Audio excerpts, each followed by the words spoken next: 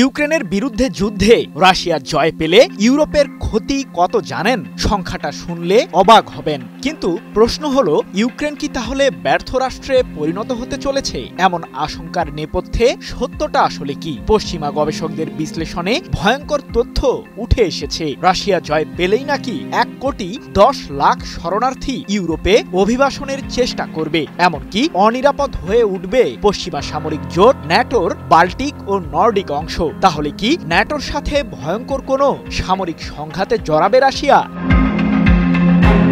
Europe সহ পশ্চিমাদের অর্থনৈতিক ও সামরিক সহায়তার কারণেই ইউক্রেন প্রায় 4 বছর ধরে রাশিয়ার বিরুদ্ধে যুদ্ধে লড়ছে। কিন্তু চলমান এই যুদ্ধে ইউক্রেনকে কেন সমর্থন করছে ইউরোপ? এতে পশ্চিমাদের লাভটা আসলে কোথায়?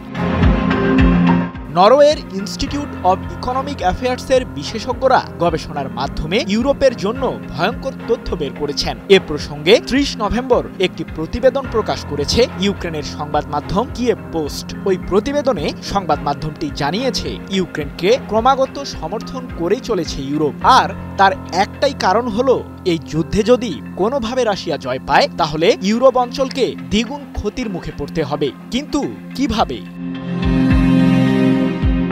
নরওয়ের ওই সংস্থার গবেষকদের দাবি, চলমান যুদ্ধে রাশিয়া জয় পেলে কয়েকশো বিলিয়ন ইউরো ক্ষতির মুখে পড়তে হবে ইউরোপকে। এ প্রসঙ্গে সংস্থাটির গবেষকরা জানিয়েছেন, রাশিয়া এই যুদ্ধে সামরিকভাবে জয় পেলে ইউক্রেনের পশ্চিমাঞ্চলে আরও ভূমি দখল করবে। এর ফলে ইউরোপের জিডিপি প্রায় 2.5% হ্রাস পাবে। পাশাপাশি রাশিয়ার আক্রমণ থেকে বাল্টিক ও নর্ডিক আর্কটিক অঞ্চলকে রক্ষা করতে ইউরোপকে গুনতে হবে 256 বিলিয়ন ইউরো।